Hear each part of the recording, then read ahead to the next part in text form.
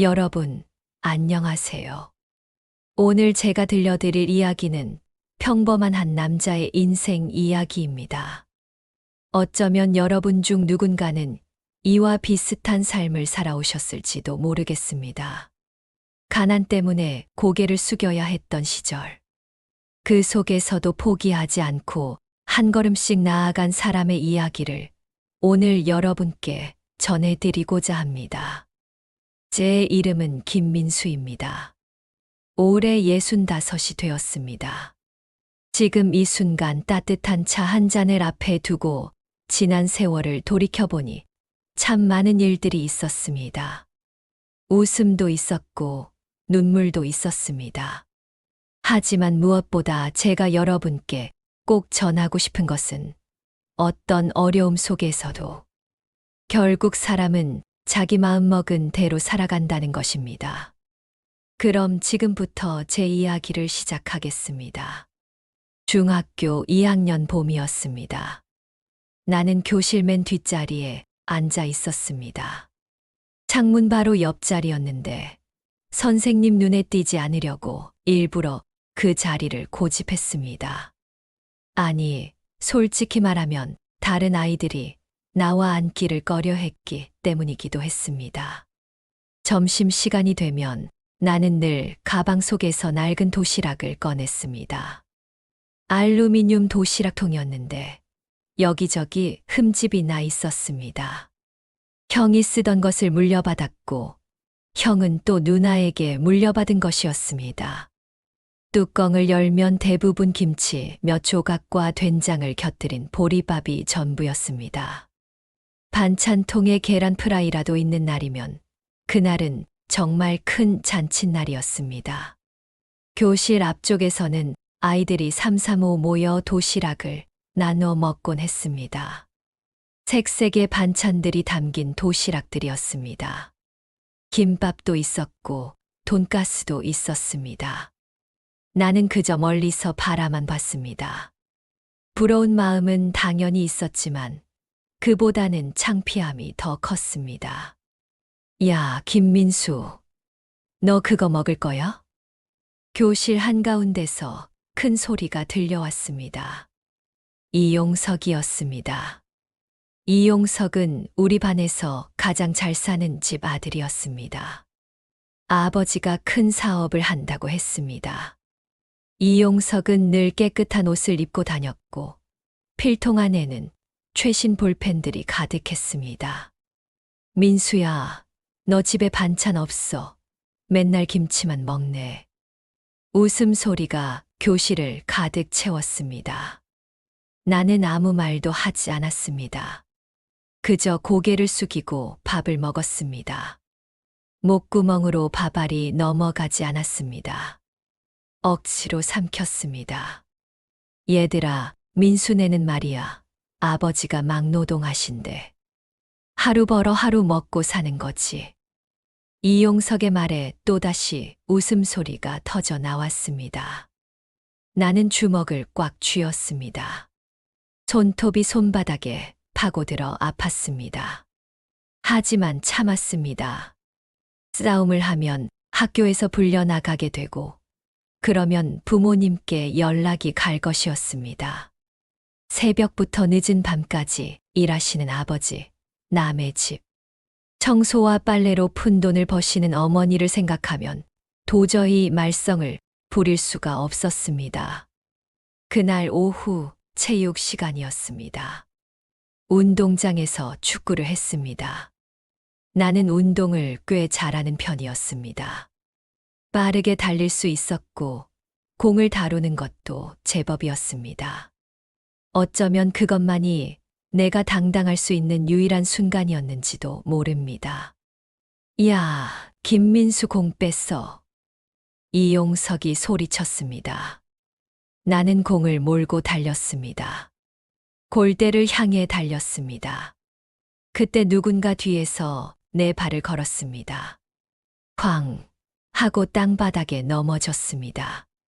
무릎이 까졌고 피가 흘렀습니다. 미안. 실수였어. 이용석이 웃으며 말했습니다. 하지만 그 웃음 속에는 진심, 어린 미안함이라곤 없었습니다. 나는 일어났습니다. 무릎의 통증보다 가슴 속의 분노가 더 컸습니다. 너 일부러 그랬지. 나는 이용석의 멱살을 잡았습니다. 그 순간이었습니다. 이용석의 친구들이 우르르 달려왔습니다. 대여섯 명이 넘는 아이들이 나를 밀고 때렸습니다. 나는 저항했지만 혼자서는 역부족이었습니다. 운동장 한 구석에서 나는 맞고 또 맞았습니다. 선생님이 달려와서야 싸움은 끝났습니다. 그날 저녁 나는 상처투성이가 된 몸으로 집에 돌아왔습니다. 어머니는 내 얼굴을 보시더니 아무 말 없이 따뜻한 물수건을 가져오셨습니다. 상처를 닦아주시면서 어머니는 한숨을 쉬셨습니다. 민수야, 참아라. 지금은 힘들어도 때가 되면 달라진다. 내가 성실하게 살면 언젠가는 빛을 보는 날이 온단다. 어머니의 눈에는 눈물이 맺혀 있었습니다. 나는 고개를 끄덕였습니다. 말은 하지 않았지만 마음속으로는 다짐했습니다. 언젠가 이 굴욕을 벗어나겠다고, 당당하게 살 수 있는 사람이 되겠다고 말입니다. 밤이 되어 방에 누워 있는데 부엌에서 부모님의 대화 소리가 들려왔습니다. 여보, 민수가 오늘 많이 다쳤더군요. 학교에서 또 애들한테 당한 것 같아요. 내가 돈을 더 벌어야 하는데 이렇게 사는 게 애들한테 미안하고. 아버지의 목소리는 무거웠습니다. 나는 이불을 뒤집어 쓰고 소리 없이 울었습니다. 부모님께 짐이 되는 것 같아서, 그리고 무엇보다 이렇게 가난한 것이 너무나 원망스러워서였습니다. 그날 밤 나는 결심했습니다. 공부를 열심히 해서 좋은 곳에 취직하겠다고, 부모님을 편하게 모시겠다고, 그리고 무엇보다 다시는 누구에게도 무시당하지 않는 사람이 되겠다고 말입니다. 시간은 빠르게 흘러 고등학교 3학년이 되었습니다. 졸업을 앞둔 겨울이었습니다. 교실에는 대학 입학원서를 쓰는 친구들로 북적였습니다. 나는 선생님께 취직하겠다고 말씀드렸습니다. 대학에 가고 싶은 마음은 굴뚝 같았지만 등록금과 생활비를 감당할 형편이 되지 않았습니다. 집에 돌아와 부모님께 말씀드렸습니다. 취직을 하겠다고, 공장에 다니면서 돈을 벌겠다고 말씀드렸습니다. 어머니는 그 자리에서 우셨습니다. 민수야, 미안하다. 어미 아비가 무능해서 내가 공부를 더 못하게 되었구나. 어머니, 괜찮습니다. 저는 일하면서도 공부할 수 있어요. 야간대학이라는 것도 있다던데요. 아버지는 한참 동안 말이 없으셨습니다. 그러시더니 한숨을 길게 내쉬시며 말씀하셨습니다. 그래, 내가 그렇게 하고 싶다면 해봐라. 하지만 너무 무리하지는 마라. 졸업 후 일주일 뒤 나는 공장에 취직했습니다. 시내에서 버스로 1시간 거리에 있는 철공소였습니다. 아침 7시에 출근해서 저녁 7시에 퇴근하는 일정이었습니다. 주 6일 근무에 한 주에 한 번 일요일만 쉴 수 있었습니다. 첫 출근 날 공장장 박철수 사장님이 나를 불러 세우셨습니다. 민수야, 여긴 힘든 곳이야. 철판을 자르고 용접하고 나르는 일이 전부야. 장갑 끼고 해도 손은 까지고 불똥 튀면 화상도 입어. 그래도 할 수 있겠어. 네, 할 수 있습니다. 좋아. 그럼 열심히 해봐라. 성실하게만 하면 나도 너를 잘 챙겨줄게. 박철수 사장님은 투박한 외모와 달리 마음이 따뜻한 분이었습니다. 첫날부터 나에게 이것저것 직접 알려주셨고, 점심시간에는 국밥집에 데려가 밥도 사주셨습니다. 일은 정말 힘들었습니다. 무거운 철판을 나르다 보면 어깨와 허리가 끊어질 것 같았습니다. 용접 불꽃이 튀어 발에 화상을 입기도 했습니다. 손바닥에는 물집이 잡혔고 터지고 다시 굳어지기를 반복했습니다. 하지만 나는 불평하지 않았습니다. 매달 받는 월급이 너무나 소중했기 때문입니다. 첫 월급을 받던 날, 나는 떨리는 손으로 봉투를 열었습니다. 25만 원이었습니다. 많은 돈은 아니었지만 내가 처음으로 번 돈이었습니다. 집에 가서 어머니께 월급 봉투를 드렸습니다. 어머니는 결국 돈을 받으시며 한참을 우셨습니다. 그렇게 낮에는 공장에서 일하고 저녁에는 야간대학 강의를 들으러 갔습니다. 경영학과에 입학했습니다. 언젠가 작은 사업이라도 하고 싶다는 생각에서였습니다. 강의실에 앉아 있으면 늘 졸음이 쏟아졌습니다. 하루 종일 일한 뒤라 몸이 피곤했습니다. 눈꺼풀이 무거워 저절로 감겼습니다. 하지만 그럴 때마다 나는 뺨을 때리며 스스로를 깨웠습니다. 아니야, 잠들면 안 돼. 나는 배워야 해. 그렇게 1년, 2년이 흘렀습니다. 박철수 사장님은 나를 무척 아껴주셨습니다. 민수야, 너는 다르다. 눈빛이 살아있어. 다른 애들은 대충대충 일하는데 너는 항상 최선을 다하더라. 내가 보기엔 너는 나중에 크게 될 사람이야. 사장님의 말씀이 힘이 되었습니다. 어려운 환경 속에서도 나를 인정해주는 사람이 있다는 것이 큰 위안이었습니다. 대학 2학년 여름방학이었습니다. 공장은 여전히 바쁘게 돌아갔고 나는 쉬지 않고 일했습니다. 어느 토요일 저녁 일을 마치고 버스 정류장으로 걸어가고 있었습니다. 골목길을 지나는데 누군가 비틀거리며 걸어오고 있었습니다. 술에 취한 사람 같았습니다. 가까이 다가오자 얼굴이 보였습니다. 순간 나는 걸음을 멈췄습니다. 이용석이었습니다.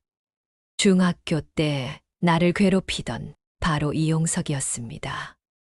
하지만 예전의 모습은 온데간데 없었습니다. 깨끗했던 얼굴은 수척해졌고 옷은 너덜너덜했습니다. 눈빛도 흐려져 있었습니다. 너 민수 아니야? 이용석이 나를 알아봤습니다.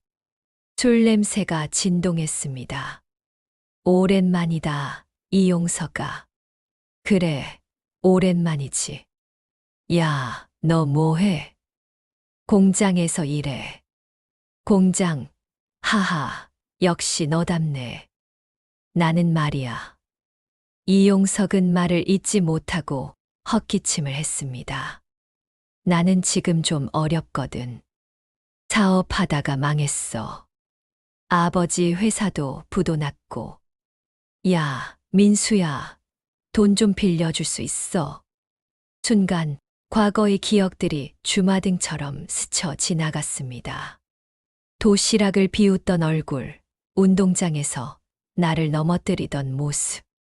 친구들과 함께 나를 둘러싸고 때리던 장면들이 떠올랐습니다. 이용석아, 미안하지만 나도 여유가 없어. 뭐야, 친구 아니었어. 옛날 일은 다 잊어버리자고. 우리 친구였잖아. 친구였다고요? 나를 괴롭히고 무시하던 사람이 이제 와서 친구라고 말하는 것이 우습기도 하고 허무하기도 했습니다. 이용석아, 나는 가봐야 해. 나는 이용석을 지나쳐 걸었습니다. 뒤에서 이용석이 무언가 소리쳤지만 돌아보지 않았습니다. 버스를 타고 집으로 가는 동안 나는 복잡한 감정에 휩싸였습니다. 한편으로는 통쾌한 기분도 들었습니다. 나를 그렇게 괴롭히던 사람이 이제는 거꾸로 나에게 손을 벌리고 있으니 말입니다. 하지만 동시에 연민도 느껴졌습니다. 사람의 인생이란 것이 이렇게 허무하게 바뀔 수도 있구나 하는 생각이 들었습니다. 그날 밤 나는 일기를 썼습니다. 오늘 이용석을 만났다. 예전에 나를 괴롭히던 이용석이었다. 하지만 지금의 이용석은 불쌍해 보였다. 사람은 결국 자기가 살아온 대로 흘러가는 것 같다. 나는 이용석처럼 살지 않을 것이다. 성실하게 바르게 살 것이다. 대학을 졸업할 무렵이었습니다. 나는 여전히 박철수 사장님의 공장에서 일하고 있었습니다. 이제는 단순 노동자가 아니라 현장 반장으로 승진해 있었습니다. 신입 직원들을 가르치고 작업 일정을 조율하는 일을 맡았습니다. 어느 날 공장에 자재를 납품하러 온 업체 직원이 있었습니다. 젊은 여자 직원이었는데 성실하게 일하는 모습이 인상적이었습니다. 안녕하세요. 저는 한수진이라고 합니다. 아, 네. 저는 김민수입니다. 수진은 밝게 웃으며 악수를 청했습니다. 그때부터였습니다. 수진이 자재를 납품하러 올 때마다 우리는 조금씩 이야기를 나눴습니다. 처음에는 업무 이야기였지만 점차 개인적인 이야기도 나누게 되었습니다. 민수 씨는 어떻게 이 일을 하게 되었어요? 집안 형편이 어려워서 고등학교 졸업하고 바로 취직했어요. 야간대학 다니면서 일했죠. 우와, 대단하시네요. 저는 그렇게 못할 것 같아요. 수진 씨도 열심히 사시잖아요. 매번 보면 성실하게 일하시더라고요. 수진은 수줍게 웃었습니다.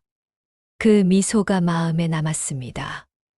몇 달이 지나고 나는 용기를 내어 수진에게 식사를 제안했습니다. 수진 씨, 저 주말에 시간 되시면 같이 식사라도 할까요? 수진은 잠시 망설이더니 고개를 끄덕였습니다. 좋아요. 첫 데이트는 소박했습니다. 시내의 작은 식당에서 김치찌개를 먹었습니다. 비싼 음식은 아니었지만 나에게는 최선이었습니다. 수지는 불평하지 않았습니다. 오히려 맛있게 먹으며 웃어주었습니다. 민수 씨, 저도 어려운 집에서 자랐어요. 아버지가 일찍 돌아가셔서 어머니 혼자 저희 3남매를 키우셨죠. 그래서 민수 씨 마음이 이해가 돼요. 수진의 말에 나는 마음이 편해졌습니다. 서로의 아픔을 이해하는 사람을 만난다는 것이 얼마나 큰 위로인지 그때 처음 알았습니다. 우리는 자주 만났습니다. 영화를 보러 가기도 하고 공원을 산책하기도 했습니다. 돈이 많이 드는 데이트는 아니었지만 함께 있는 것만으로도 행복했습니다. 1년쯤 사귄 후 나는 수진의 가족을 만나러 갔습니다. 수진의 어머니와 동생들이 나를 반겼습니다. 식사를 마치고 수진의 어머니께서 나를 따로 불러 세우셨습니다.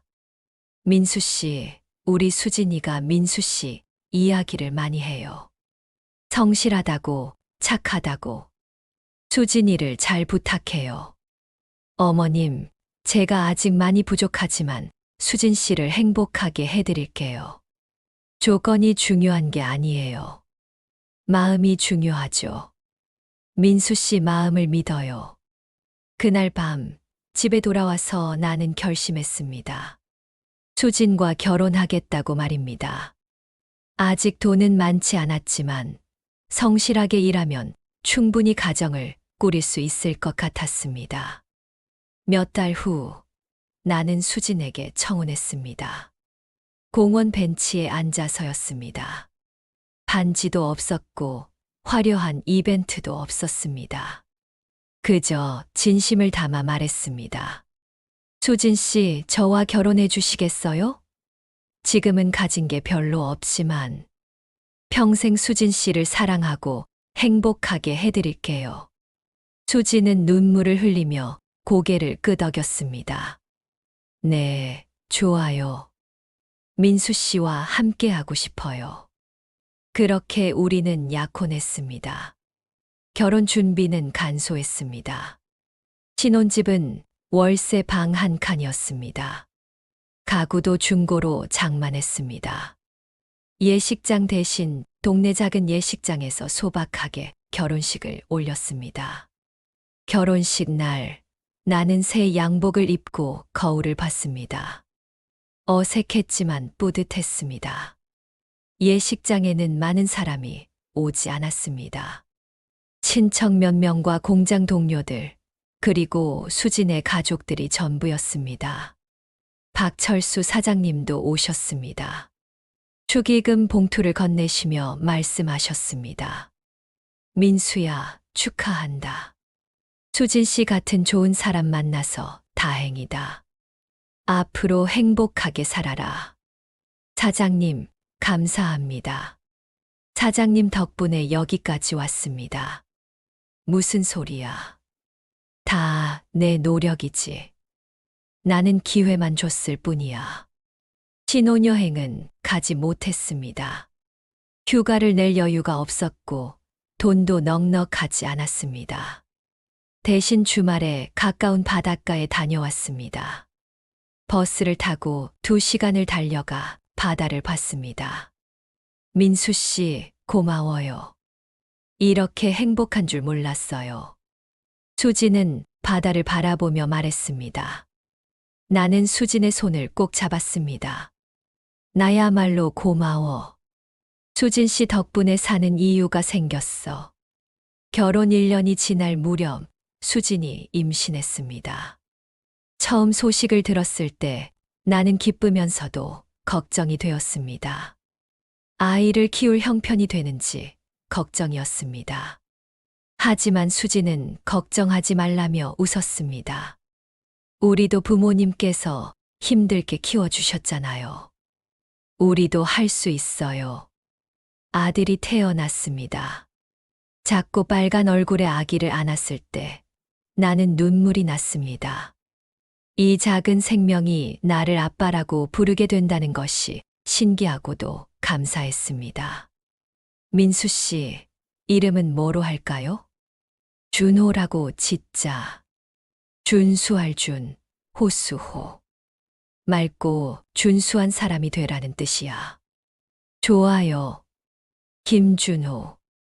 아이가 자라면서 생활은 더욱 빠듯해졌습니다. 분유값, 기저귀값, 병원비가 만만치 않았습니다.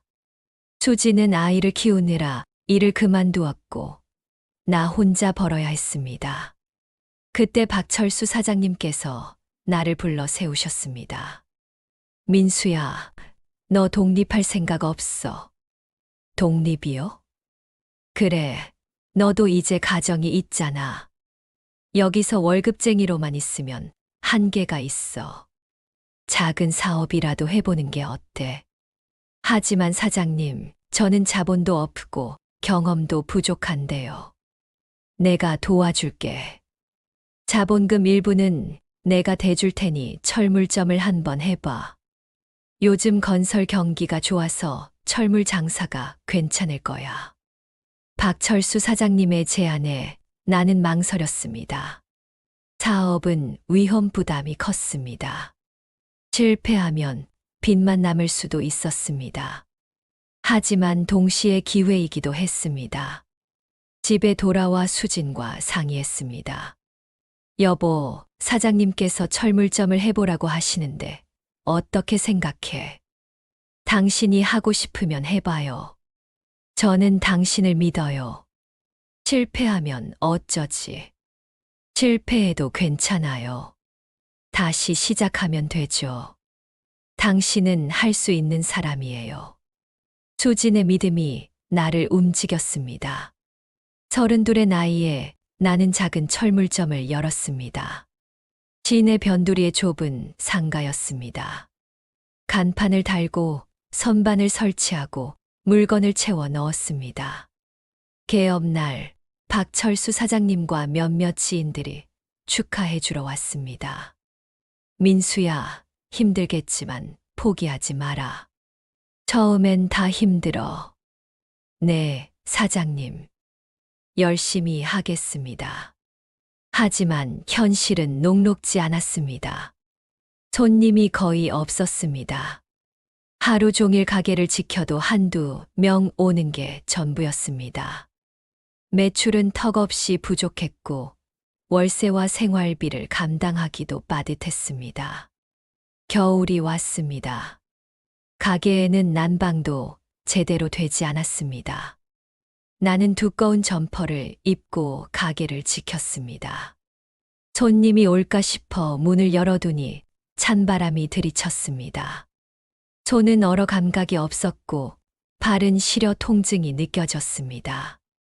어느 날 한 거래처에서 외상으로 물건을 가져갔는데 한 달이 지나도 돈을 주지 않았습니다. 사장님, 대금 언제 주시기로 하셨죠? 아, 미안해요. 다음 주에 줄게요. 하지만 다음 주가 되어도 돈은 들어오지 않았습니다. 전화를 해도 받지 않았습니다. 결국 그 업체는 부도가 났고 나는 500만 원이 넘는 돈을 떼었습니다. 그 돈은 내게 큰 타격이었습니다. 월세를 내지 못해 건물주에게 독촉을 받았고 물건 값을 제때 지불하지 못해 도매상에게도 미움을 샀습니다. 밤늦게 집에 돌아오면 수진이 기다리고 있었습니다. 여보, 오늘도 힘들었어. 응, 좀 그래. 괜찮아요. 잘 될 거예요. 수지는 항상 긍정적이었습니다. 하지만 나는 알고 있었습니다. 수진도 밤마다 몰래 울고 있다는 것을 말입니다. 아이 분유를 사는 것도 버거운 형편이었습니다. 어느 날 나는 가게 문을 닫고 한강에 갔습니다. 다리 위에 서서 흐르는 물을 바라봤습니다. 이렇게 사는 게 맞는 건가 싶었습니다. 차라리 다시 공장에 돌아가는 게 나을까 하는 생각도 들었습니다. 그때 주머니에서 휴대폰이 울렸습니다. 수진이었습니다. 여보, 어디야? 준호가 아빠 찾아. 전화 너머로 아들의 울음소리가 들렸습니다. 아빠. 그 한마디에 나는 정신이 번쩍 들었습니다. 내가 포기하면 안 되는 이유가 바로 여기 있었습니다. 가족이 있었습니다. 수진아, 곧 갈게. 준호한테 아빠 곧 한다고 전해줘. 나는 다리를 내려왔습니다. 그리고 다짐했습니다. 절대 포기하지 않겠다고, 끝까지 해보겠다고 말입니다. 이듬해 봄이었습니다. 겨울을 버티고 나니 조금씩 손님이 늘었습니다. 성실하게 일한 것이 입소문을 탄 덕분이었습니다. 배달은 늦어도 새벽에라도 했고 품질이 나쁜 물건은 절대 팔지 않았습니다. 어느 날 큰 건설회사 구매 담당자가 찾아왔습니다. 사장님, 우리 회사에서 대규모 아파트 공사를 시작하는데 철물을 납품할 수 있어요? 물론입니다. 어떤 물건이 필요하신가요? 리스트를 드릴게요. 보시고 견적 내주세요. 리스트를 받아보니 규모가 상당했습니다. 제대로만 하면 몇 천만 원의 매출이 나올 수 있었습니다. 나는 밤새 견적을 냈습니다. 최선의 가격과 조건을 제시했습니다. 며칠 후 연락이 왔습니다. 사장님, 우리가 사장님 하기로 결정했어요. 다만 한 가지, 납기를 꼭 지켜주셔야 해요. 걱정 마세요. 반드시 지키겠습니다. 나는 전력을 다했습니다. 물건을 확보하기 위해 전국의 도매상을 뒤졌고 배달을 위해 밤낮 없이 움직였습니다. 수진도 가게 일을 도왔습니다. 아이를 업고 물건을 정리하고 주문을 받았습니다. 공사가 진행되는 6개월 동안 나는 단 한 번도 납기를 어기지 않았습니다. 현장 관리자들이 감탄했습니다. 사장님, 정말 믿을만 하시네요. 다음 공사 때도 부탁할게요. 그 일을 계기로 가게는 안정 궤도에 올랐습니다. 매출이 늘어나고 직원도 1명 고용할 수 있었습니다. 가게를 확장 이전하고 물건 종류도 다양하게 갖췄습니다. 그러던 어느 날, 가게 앞에 낯익은 얼굴이 나타났습니다. 이용석이었습니다. 예전보다 더 초라해진 모습이었습니다. 옷은 더러웠고 머리는 산발이었습니다. 민수야, 나 좀 도와줘. 밥 먹을 돈도 없어. 이용석은 내게 손을 벌렸습니다. 과거에 나를 괴롭히던 그 당당한 모습은 어디에도 없었습니다. 나는 잠시 망설였습니다. 과거의 기억이 떠올랐습니다. 하지만 동시에 어머니의 말씀도 생각났습니다. 성실하게 살라는, 바른 마음을 잃지 말라는 그 말씀이었습니다. 이용석아, 여기서 일할래? 청소하고 집 나르는 일인데. 이용석은 놀란 표정을 지었습니다. 진짜, 나 같은 놈을 고용해 줄 거야? 대신 제대로 일해야 해. 성실하게 일하면 월급 줄게. 고맙다, 민수야. 정말 고맙다. 하지만 이용석은 일주일도 버티지 못했습니다. 지각하고 일은 대충 했습니다. 심지어 금전 등록기에서 돈을 훔쳐 달아났습니다. 나는 허탈했습니다. 그래도 도와주려 했는데 배신을 당한 기분이었습니다. 하지만 수지는 달랐습니다. 여보, 당신은 잘한 거예요. 도와주려 했잖아요. 이용석이 잘못한 거지 당신 잘못이 아니에요. 그래도 허무하네. 사람은 결국 자기가 사는 대로 흘러가요. 이용석은 그렇게 살기로 선택한 거예요. 우리는 우리답게 살면 돼요. 수진의 말이 위로가 되었습니다. 나는 더 이상 이용석을 떠올리지 않기로 했습니다. 내 삶에 집중하기로 했습니다. 과거의 상처에서 벗어날 수 있음을 깨달았습니다. 몇 년이 흘렀습니다. 가게는 점점 커졌고 직원도 5명으로 늘었습니다. 시내의 2번째 매장도 열었습니다. 예전처럼 하루하루 근근히 버티는 삶은 아니었습니다. 아들 준호는 초등학교에 입학했습니다. 입학식 날, 나는 준호의 손을 잡고 학교에 갔습니다. 교복을 입은 준호를 보니 가슴이 뭉클했습니다. 준호야, 학교 가서 친구들한테 잘해야 해. 어려운 친구 있으면 도와주고. 응, 아빠. 알았어. 준호는 밝게 웃었습니다.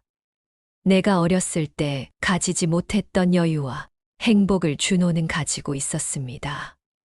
어느 날 수진이 제안했습니다.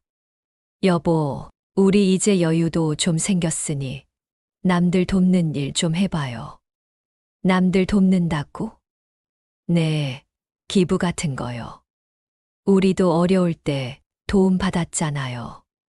이제는 우리가 도울 차례예요. 수진의 제안에 나는 고개를 끄덕였습니다. 그래서 우리는 매달 수익의 일부를 보육원에 기부하기 시작했습니다. 주말에는 보육원을 찾아가 아이들과 시간을 보냈습니다. 아이들에게 간식을 사주고 같이 놀아주었습니다. 아이들의 웃는 얼굴을 보면 마음이 따뜻해졌습니다. 아저씨, 고마워요. 한 아이가 내 손을 꼭 잡으며 말했습니다. 나는 아이의 머리를 쓰다듬었습니다. 아저씨도 너희처럼 어려웠단다. 하지만 포기하지 않고 열심히 살았어. 너희들도 할 수 있어. 직원들에게도 잘해주려고 노력했습니다. 월급을 제때 주는 것은 물론이고 명절 상여금도 챙겼습니다. 직원 가족이 아프면 병문안도 갔습니다. 사장님은 진짜 다르세요. 다른 곳은 월급도 밀리는데 여기는 정말 좋아요. 직원들의 말에 나는 뿌듯했습니다. 과거에 내가 무시당하고 힘들었던 기억이 있기에 남들에게는 그런 고통을 주고 싶지 않았습니다. 40대가 되었을 때 나는 지역 상인회 회장으로 선출되었습니다. 사람들이 나를 믿고 뽑아준 것이었습니다. 민수 씨는 정직하고 성실해요. 회장하시면 우리 상인들에게 도움이 될 거예요. 상인회 회장으로 일하면서 나는 어려운 상인들을 돕기 위해 노력했습니다. 대출 지원을 받을 수 있도록 도왔고, 어려운 가게는 직접 찾아가 조언도 해주었습니다. 어느 날 지역 신문에 내 기사가 실렸습니다. 가난을 딛고 일어선 김민수 씨, 이제는 지역사회의 나눔 실천. 기사를 보고 여러 곳에서 연락이 왔습니다. 강연 요청도 있었고 인터뷰 요청도 있었습니다. 나는 내 이야기를 솔직하게 들려주었습니다. 저도 어려운 시절이 있었습니다. 가난 때문에 무시당하고 괴롭힘도 당했습니다. 하지만 포기하지 않았습니다. 성실하게 살았고 주변 사람들에게 잘하려고 노력했습니다. 그 결과가 오늘의 제가 된 것 같습니다. 사람들은 박수를 보내주었습니다. 나는 내가 살아온 방식이 틀리지 않았음을 확인했습니다. 세월이 흐르고 50대 중반이 되었을 때 한 통의 전화를 받았습니다. 민수 씨, 저 기억하세요? 중학교 때 같은 반이었던 정수입니다. 아, 정수야. 오랜만이다. 동창회 한다는데 올 수 있어? 나는 잠시 망설였습니다. 중학교 동창회라니 그리 좋은 기억이 없는 곳이었습니다. 하지만 궁금하기도 했습니다. 사람들이 어떻게 살고 있는지 말입니다. 동창회 날 나는 식당으로 갔습니다. 옛 친구들이 모여 있었습니다. 머리가 희끗희끗해진 사람들, 배가 나온 사람들, 다들 세월의 흔적을 안고 있었습니다. 야, 민수다. 오랜만이야. 사람들이 반갑게 맞아주었습니다.